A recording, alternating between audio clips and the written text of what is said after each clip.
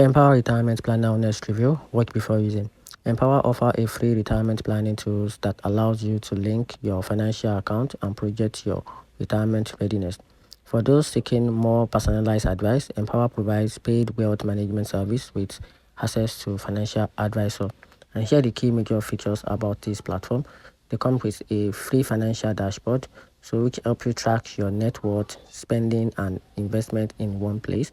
It also comes with a retirement planner and a wealth management service, which help give you access to financial advisor for personalized investment strategies. Now, here's the pros and cons about this platform. So it is good to know the advantages and the disadvantages of a retirement planner before decide which is the best for you. So to get started with the advantages, it comes with a comprehensive tools which offer a suite of tools for budgeting, investment, tracking, and retirement planning. It also comes with a user-friendly interface, which is the design making it easy to navigate and understand your financial picture, together with a access to advisor.